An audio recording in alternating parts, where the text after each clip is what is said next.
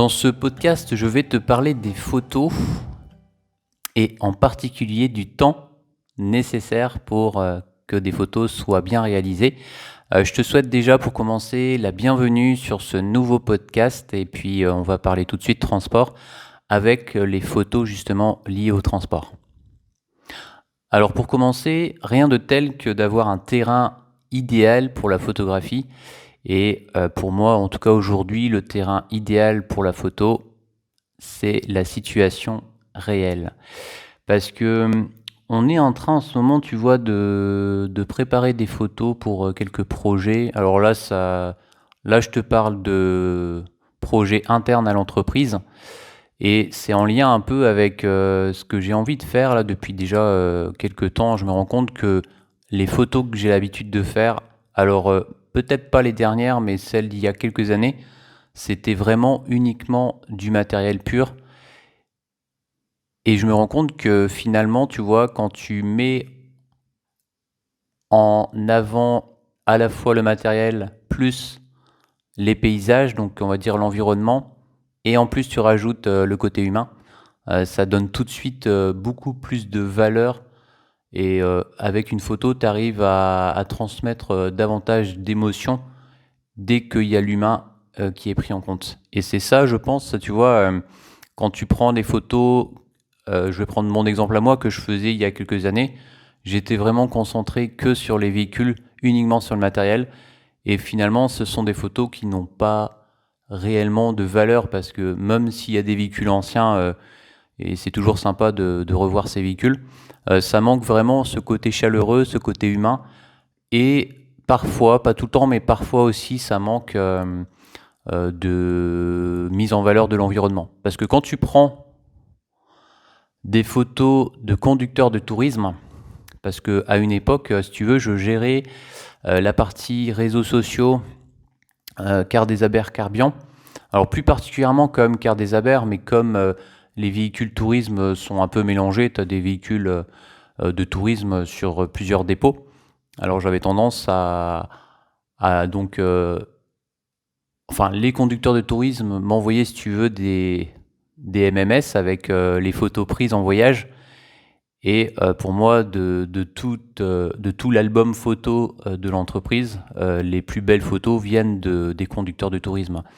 Parce que ce sont des photos prises sur le terrain, ce sont des photos en plus avec une belle mise en valeur de l'environnement, avec par exemple des fonds d'écran magnifiques.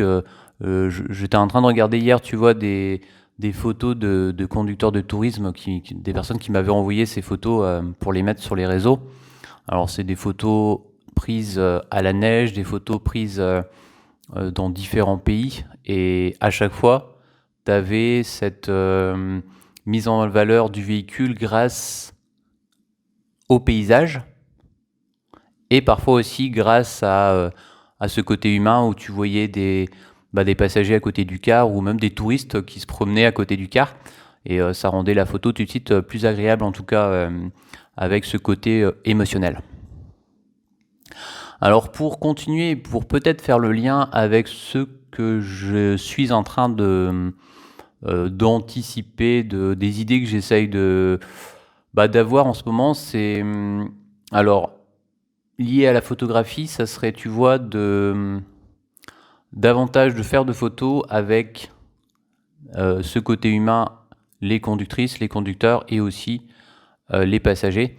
Et je vais commencer par des choses assez faciles donc sur le secteur sur lequel je suis. Donc ça va être sur des cartes de ligne régulières et des cartes scolaires. Et je pense que ça peut faire l'objet de, même après, de fichiers PDF par exemple construits de telle sorte que tu peux écrire par exemple des articles.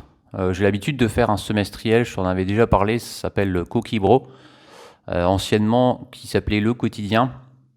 Non, je crois que c'était Quotidien. Et je fais ça tous les semestres et je fais des articles, j'écris des articles. Donc là, je prépare justement, je suis en train de terminer le semestriel de 2022.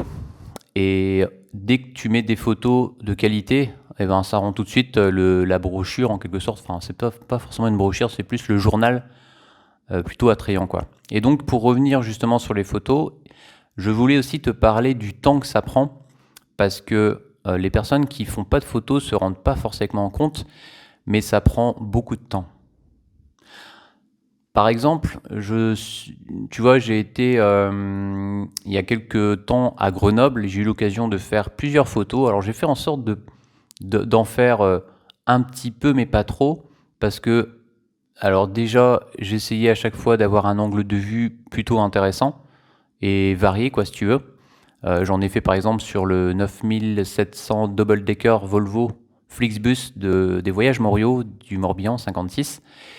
Et alors, je trouvais que certaines étaient vraiment sympas parce que des fois, il y a des situations où tu penses que ça va pas rendre la photo très belle. Par exemple, j'étais en gare de Grenoble, il pleuvait, il faisait nuit, et je me disais, oh non, ça va, c'est pas la peine de faire des photos, ça va pas, le rendu sera pas génial, ça sert à rien de le faire. Et au final, je me suis dit, bah si, autant le faire. De toute façon, c'est du numérique.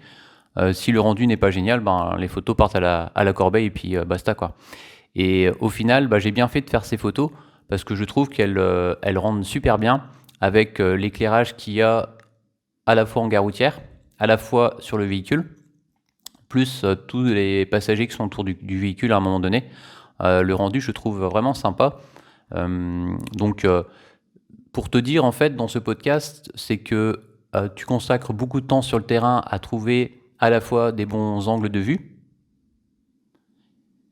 et à la fois, tu prends aussi du temps après. Et je vais t'en parler justement à la suite, c'est-à-dire en post-production, parce que, et ça je te recommande si tu as un smartphone comme la plupart des personnes aujourd'hui, et que tu fais des photos de famille par exemple, même si tu n'en fais que occasionnellement, je te recommande vivement d'utiliser la fonctionnalité pro, parce que quand tu sélectionnes le format pro, sur ton smartphone, il va te sortir deux fichiers, donc un fichier JPEG classique. Celui-là, il n'est pas pour moi très intéressant. Et après, tu as un fichier qui s'appelle DNG, où tu as aussi le format RAW, R-A-W. Et ça, ce sont des formats vraiment intéressants parce que tu vas pouvoir ouvrir le fichier grâce à un logiciel comme Photoshop, donc de chez Adobe, ou Lightroom. Et après, tu peux faire tous les réglages que tu veux. C'est assez impressionnant. Tu peux modifier le contraste, modifier la vibrance, la luminosité, les tons clairs, les tons sombres. Plein de choses qui te permettent après d'avoir un rendu de photo comme tu le souhaites, quoi. Alors après, forcément, ça va dépendre aussi des conditions dans lesquelles tu as pris ta photo. Mais au final, déjà, rien qu'avec tous les réglages que tu peux faire, tu peux ensuite exporter une photo de très bonne qualité et je dirais même des photos de qualité professionnelle. Et c'est tout l'intérêt, et ça je te le recommande vivement, d'utiliser cette fonctionnalité pro de ton smartphone parce qu'il sort justement un fichier donc DNG, alors qui est assez volumineux. Alors, je ne me rappelle plus combien il fait de mégas, mais ça doit faire peut-être 50 mégas. C'est des gros fichiers, hein, donc après, il faut avoir du disque dur de stockage sur ton PC. Mais le gros avantage, c'est vraiment que ces photos après peuvent être travaillées. Et c'est le deuxième lien justement par rapport au temps que ça prend. Parce que quand tu travailles en post-production, ben, tu vas photo par photo, une par une, aller vérifier les réglages, les régler ben, en fonction de ce que toi en fait tu aimes, ensuite l'exporter.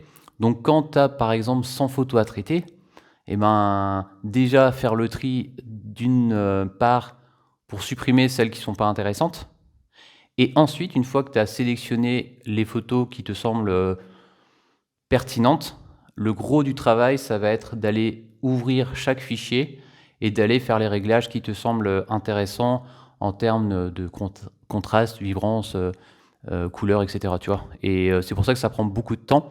Et après, j'irai encore un peu plus loin avec la troisième partie. Ça va être le stockage. Parce que avant, j'avais tendance à stocker un peu à l'arrache les photos. C'est-à-dire que j'avais des dossiers, je mettais les dates et je stockais dans chaque dossier. Et puis après, ben, aujourd'hui, je galère par exemple pour retrouver des photos.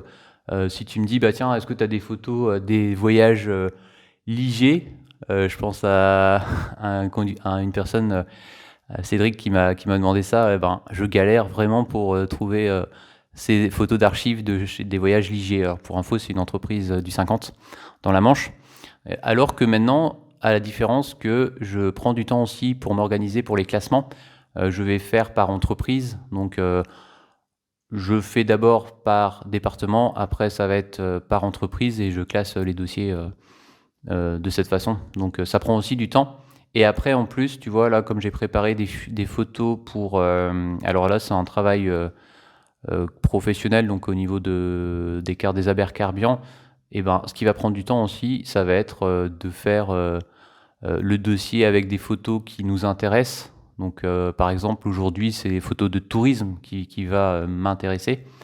Donc, je prépare le dossier et après, ça va être l'envoi du dossier parce que maintenant, tout se fait via le web. Donc, moi, je travaille beaucoup ici avec WeTransfer. Donc, voilà, c'est toujours du temps que tu vas consacrer à préparer tes photos, à faire des dossiers, à créer un fichier zip et après à faire l'envoi. Donc, les photos, ça prend vraiment beaucoup de temps et c'est important aussi que les personnes qui n'en font pas en prennent conscience. Donc, c'était l'objet de ce podcast. Donc, pour résumer, je suis en ce moment en train de m'intéresser un peu davantage aux photos. J'essaye de faire des tests parce que là, je pense que c'est une bonne façon de s'améliorer, c'est toujours tester en permanence des idées de photos. Et en tout cas, en ce moment, ça va être la mise en valeur des véhicules, du côté humain et de l'environnement.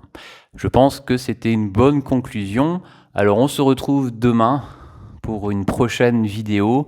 Et puis, je te souhaite une bonne route si tu es conducteur sur les différents réseaux de transport ou même si en ce moment tu pars en voyage, parce que chez nous, au quart des Aber, Carbian, une pensée aussi pour les conducteurs de tourisme qui en ce moment sont sur la route. Il y a quelques voyages là ces prochains jours. Donc je vous souhaite aussi une très bonne route, une bonne réussite aussi dans tes projets et un bon voyage pour ceux qui voyagent sur les réseaux de transport. Allez, à plus tard!